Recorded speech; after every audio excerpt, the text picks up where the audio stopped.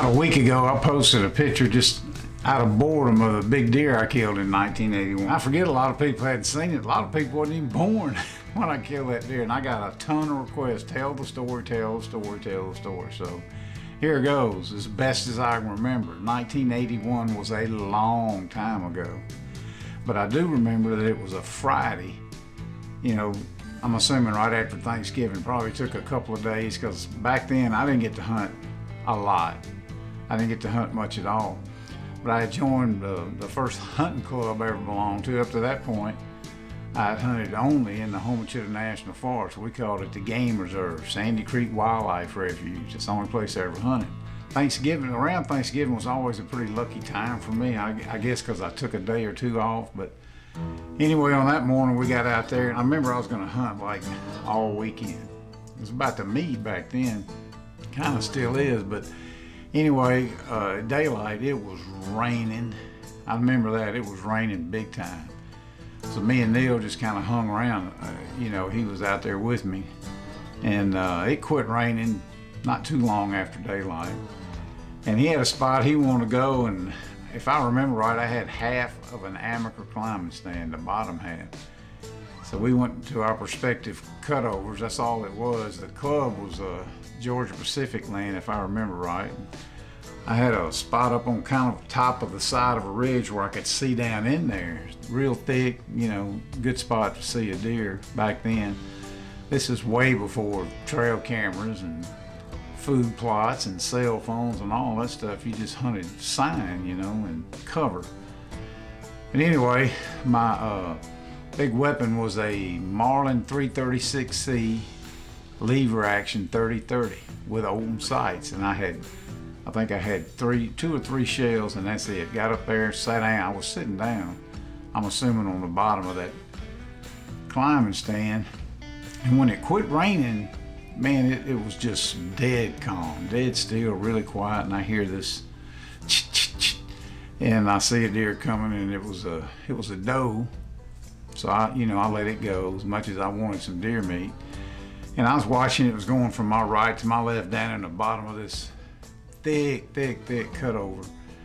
And when the deer got way around to the left, I cut my eyes one more time and saw it was a spike, which was legal, but the spikes were about that long and they were pointed back. You couldn't see them, I mean, until it got going away from me. And I can remember plain as day how mad I got, because I'm like, dang, I missed my chance, you know. I could have got that deer and been dragging it out and been done, some more meat. Anyway, I don't remember how much later, it wasn't that long. One of the guys that actually lived out there, I heard him go by way away, 400 or 500 yards on a 3-wheeler. And I guess coming out of the woods or either going in, I don't remember, but it was way away. You could just barely hear that. It didn't have 4-wheelers back in, it was a 3-wheeler. And I hear some noise, and I to this day believe that deer was bedded down in there, and the only reason it didn't hear me is because it was raining when I went in there. But I heard some rustling, and then I could see stuff. Barely. I could see the body moving a little bit, and I could just see these tines like this up above the cover and the thicks and the leaves and all that. Couldn't tell how big or anything. I just knew it was a buck. Well, directly in front of me was a skitter trail, one of the logging things. It hadn't been logged that long ago. That was my opening. So it was moving again from my right to my left, so I just kind of focused on that skitter trail. And right before that deer got to the skitter trail, I pulled the hammer back, click, click. And just as it stepped out in that skitter trail, it heard that when I pulled the hammer back on that 30-30, and it looked. And I can remember I could see that curly hair right there in the middle of the brisket. Boom! And it just fell out. I was like, and I still to this point didn't have a clue. I knew it was a buck, you know, but I didn't really care. That wasn't that big a deal, other than it was legal, and I was fixing to, you know, start getting that thing ready to be butchered.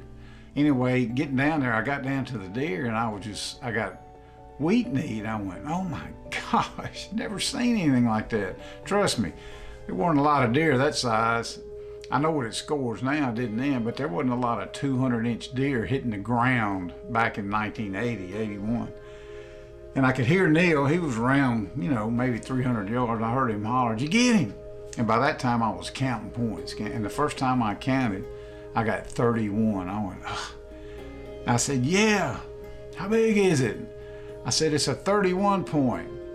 I can't tell you what he said, but anyway, I counted again. I said, no, it's got 27 points. I ain't kidding. I heard him coming down out of his tree stand. He walked over there, and we were both kind of dumbfounded. I mean, I'd never seen a deer like that. He had never seen a deer like that. Double drop tines, double brow tines, just a monster.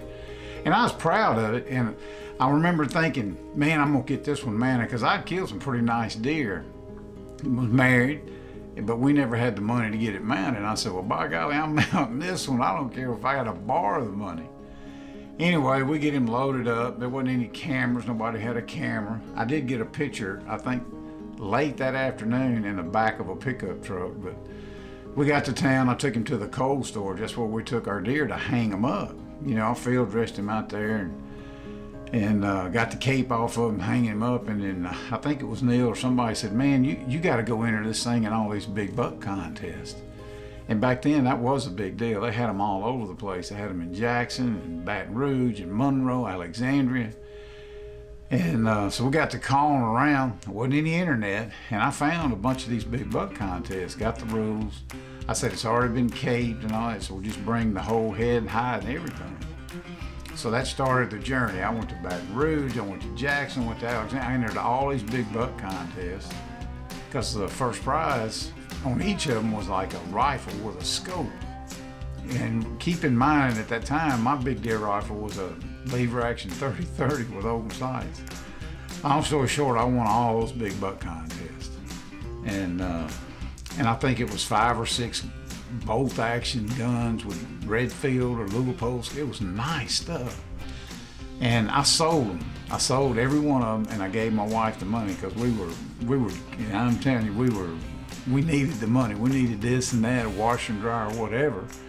But anyway, it's so funny, the next year, I was out mowing the grass, pushing that mower. It was like maybe early September.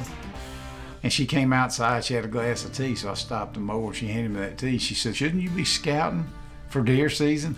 Like I'm gonna go kill another 209 and 6/8 inch buck on the Jefferson-Franklin County line. I thought that was hilarious, but it was a fluke. I never claimed it was anything but a fluke. I learned a lot, even back then. Keep in mind, it's 1981. I learned a lot. I heard a lot of comments. From people who didn't know me. They had just heard about the deer. Nobody knew who Cuz was or anything, but they just in conversation say, did you hear about that big deer? And I go, yeah. Well, you know he killed it at night. I'm like, really? Oh, he killed it on my grandpa's place. He was poaching it, but it was like, golly, you know, even back in 1981, I felt like there was too much emphasis on the antler, not the hunt. So anyway, that's kind of the short version of the 1981 buck. He did score 209 and 6/8, 27 points. November the 27th, I was 27 years old. And it was 1981. A guy pointed out to me 27 plus 27 plus 27 is 81. So apparently the stars were aligned. And I'm very proud of it. Just leave it in the house because, you know, it's not like I cut his track or had him on a trail cam. Wasn't any of that stuff back then. It was mainly luck, but I'll take it.